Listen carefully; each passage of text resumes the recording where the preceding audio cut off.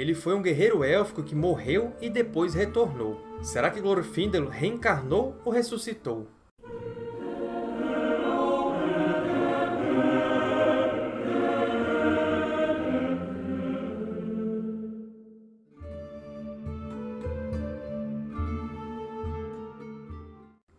Olá, Guardiões! Tudo bem com vocês? Antes de falarmos sobre Glorfindel, já deixa a sua curtida, deixa o seu like aqui embaixo. Quem está chegando agora ao canal já se inscreve clicando aqui no botãozinho vermelho e depois já aciona o sininho do YouTube para ativar as notificações e ficar sabendo sempre que houver um vídeo novo. Fazendo tudo isso, vocês ajudam a dar mais relevância ao Guardião aqui no YouTube. Vamos começar invocando a proteção da Santíssima Trindade. Em nome do Pai, e do Filho, e do Espírito Santo. Amém. Inspira nossas ações, Senhor, e acompanha-as com Teu auxílio, para que qualquer das nossas atividades tenha sempre em Ti o seu início e o seu cumprimento. Por Cristo nosso Senhor. Amém. Ave Maria, cheia de graça, o Senhor é convosco. Bendita sois vós entre as mulheres, e bendito é o fruto do vosso ventre, Jesus. Santa Maria, Mãe de Deus, rogai por nós, pecadores, agora e na hora de nossa morte. Amém. Em nome do Pai, e do Filho, e do Espírito Santo. Amém. Vamos começar relembrando quem era Glorfindel. No Silmarillion publicado, Glorfindel foi o senhor da Casa da Flor Dourada de Gondolin, a cidade oculta dos Noldor, e um dos mais nobres daquele povo. Quando Morgoth, o Senhor Sombrio, descobriu a localização da cidade e enviou seus exércitos para atacá-la, Glorfindel lutou com um Balrog e o matou, mas também foi morto por aquele demônio. Somente por causa daquele sacrifício, os fugitivos conseguiram se safar, e assim o então jovem príncipe Earendil escapou da morte. Naquele tempo, os Elfos sequer imaginavam a importância que Earendil teria para a salvação de seu povo e dos homens. É dito que o corpo de Glorfindel foi enterrado em um teso de pedras ao lado do paço, e uma relva verde brotou ali, e flores amarelas desabrocharam sobre a tumba em meio à esterilidade da pedra, até que o mundo foi mudado. Só que lá no Senhor dos Anéis, um elfo de nome Glorfindel aparece na história. É referido como um dentre os poderosos dos primogênitos. É um senhor élfico de uma casa de príncipes. E ainda, em sua fronte assentava-se sabedoria, e em sua mão havia força. Esse Glorfindel ajuda Frodo na perseguição dos Cavaleiros Negros. Frodo, ao colocar um anel, o vê como um vulto branco que luzia. Gandalf faz uma importante observação sobre a natureza dos Elfos que viviam em Valfenda, incluindo Glorfindel. E aqui em Valfenda vivem ainda alguns de seus principais inimigos, os Sábios Élficos, senhores dos Eldar de além dos mares mais longínquos. Eles não temem os espectros do Anel, pois os que habitaram no Reino Abençoado vivem ao mesmo tempo em ambos os mundos, e têm grande poder contra o visível e o invisível. Para quem está se perguntando, sim, tanto o primeiro Glorfindel de Gondolin quanto o Glorfindel de Valfenda são a mesma pessoa. E Tolkien explicou em seus últimos escritos como isso pode ter acontecido. Mas antes de vermos se Glorfindel reencarnou ou ressuscitou, primeiro tenham em mente que a obra de Tolkien não é exatamente um tratado de teologia. Sim, a mensagem católica está lá, mas isso não quer dizer que a doutrina da Igreja Católica está simplesmente copiada lá. Tolkien desenvolveu uma cosmogonia própria, altamente influenciada pelo cristianismo, mas nem sempre correspondente. Inclusive, nem todos os personagens foram reencarnados da mesma forma. Uns podem ter ressuscitado, uns podem ter voltado no mesmo corpo, enquanto outros parecem ter voltado em corpos diferentes. Hoje, basicamente, vamos ver a diferença entre reencarnação e ressurreição e também qual foi o caso de Glorfindel. Em 1972, já no finalzinho de sua vida, Tolkien escreveu 2 textos curtinhos abordando a questão de Glorfindel. Um texto combina com o outro, salvo em pequenos detalhes. Em ambos, fica claro que o Glorfindel da Terceira Era que conhece o Frodo é o mesmo que matou o Balrog na fuga de Gondolin.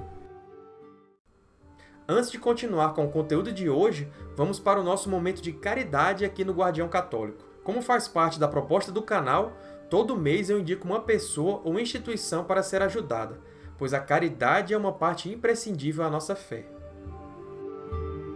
João Miguel, hoje com 3 anos, nasceu paralisado e precisou de reanimação, ficando 18 dias entubado, tudo devido a um erro médico.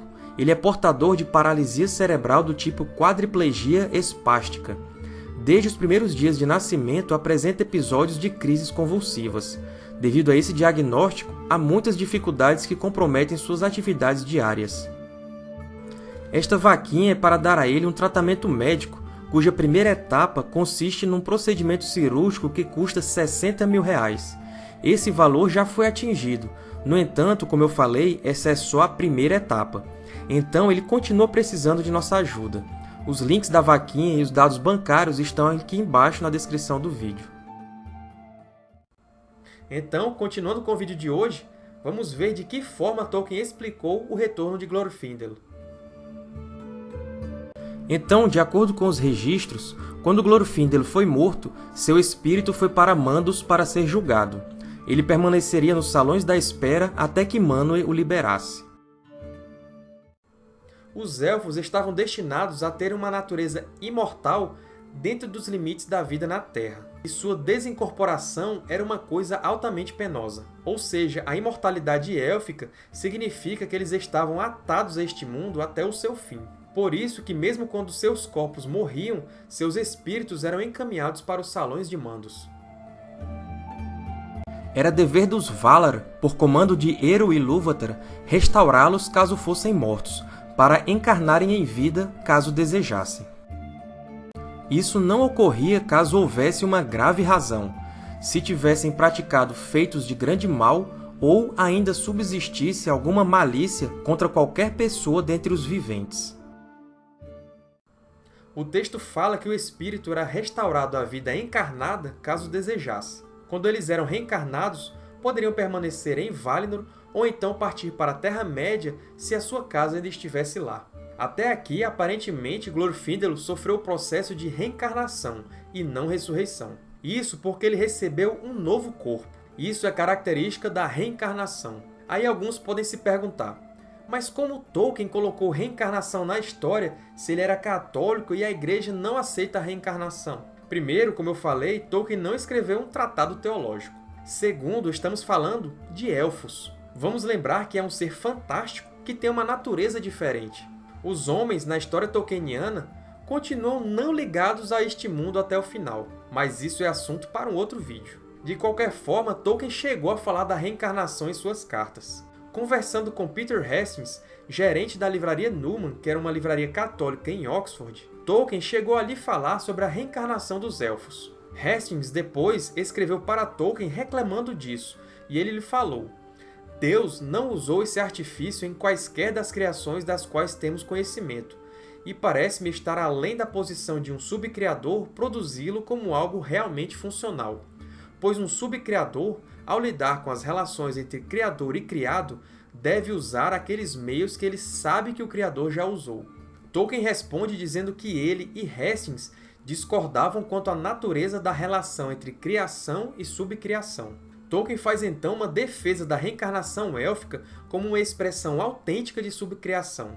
Tolkien vê isso como um modo de existência para certos tipos de criaturas racionais encarnadas. Ele vê os Elfos como um certo tipo de existência humana explorada imaginativamente.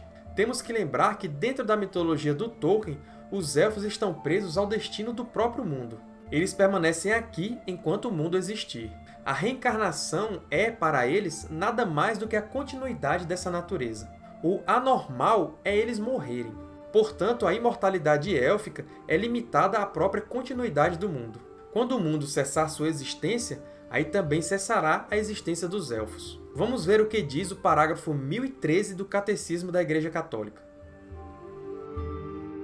A morte é o fim da peregrinação terrena do homem, do tempo de graça e misericórdia que Deus lhe oferece para realizar a sua vida terrena segundo o plano divino e para decidir o seu destino último. Quando acabar a nossa vida sobre a terra, que é só uma, não voltaremos a outras vidas terrenas. Os homens morrem uma só vez. Não existe reencarnação depois da morte. A reencarnação é diametralmente oposta à doutrina da ressurreição da carne, segundo a qual a alma tornará a vivificar o mesmo corpo, para então, em união com o corpo, viver eternamente. Argumentam os reencarnacionistas que a alma ou espírito, após as reencarnações, irá chegar finalmente à perfeição e viverá para sempre livre do corpo material. Isso está em completa discordância com a ressurreição. Mas nós vamos ver que no caso de Glorfíndelo, há alguns elementos de seu retorno que se aproximam bem da ressurreição. Glorfíndelo era um dos Noldor que tinham se rebelado contra a vontade dos Valar lá na Primeira Era. Até então, esses Noldor estavam proibidos de retornar em forma corpórea ao Reino Abençoado. Essa imposição foi feita por Manwë, mas Manwë não estava preso a seus próprios decretos. Manwë, então, levou em consideração que Glorfíndelo só partiu de Valinor por sua fidelidade a Turgon. Além disso, Glorfíndelo não tomou parte no terrível fratricídio de Alqualondë. E o mais importante, Glorfíndelo sacrificou a própria vida contra a criatura demoníaca, o Balrog, o que permitiu a fuga de Tuor, Idril e Eärendil. Embora Glorfíndelo não soubesse a importância de seu sacrifício, ele estava em consonância com os desígnios dos Valar.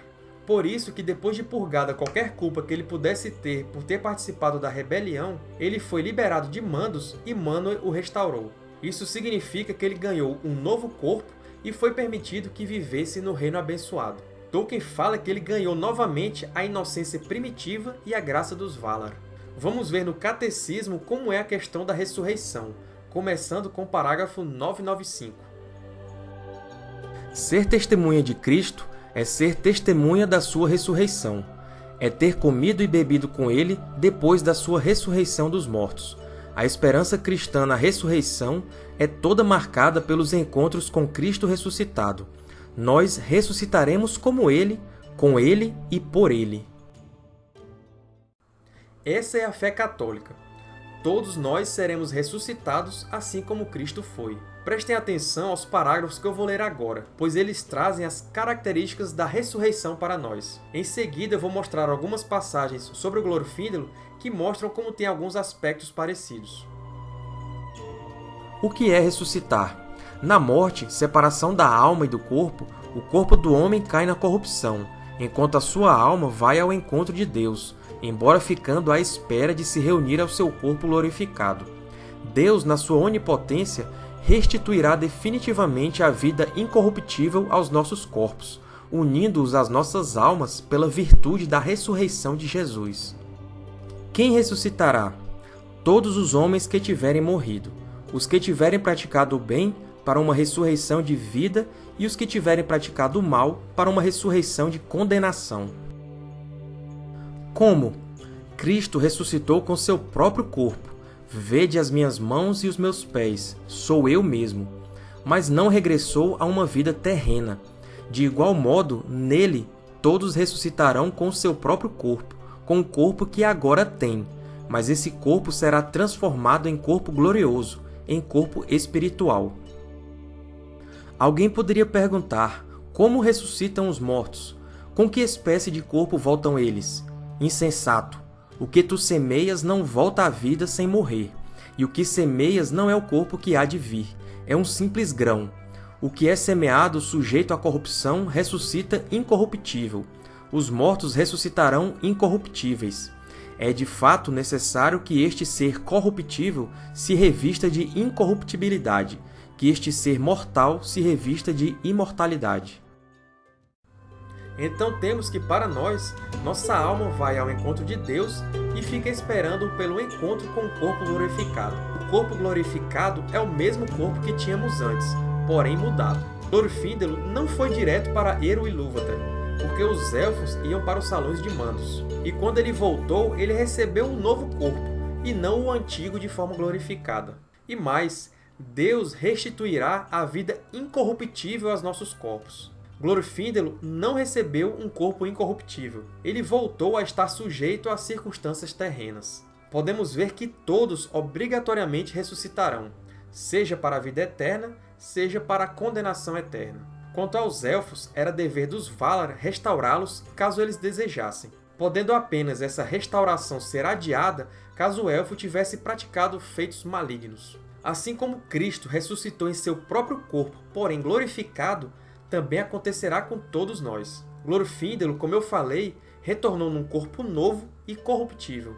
Porém, ele retornou com a inocência primitiva dos Elfos. Além disso, ele viveu no Reino Abençoado e ainda por muito tempo entre os Maiar. Lembrando que os Maiar são equivalentes a criaturas angelicais na mitologia tolkieniana. Glorfíndel conviveu tanto tempo entre eles que, segundo Tolkien, se tornou quase um equivalente aos Maiar. Apesar dele ser uma pessoa encarnada, seu autossacrifício aumentou imensamente seu poder espiritual. Inclusive, Glorfíndel foi grande amigo de Olorin, que muitos anos depois viria à Terra-média sob o manto de Gandalf, o Cinzento. Agora vamos retomar uma fala do Gandalf que eu citei no início do vídeo, quando ele diz: "Os que habitaram no Reino Abençoado vivem ao mesmo tempo em ambos os mundos, e têm grande poder contra o visível e o invisível."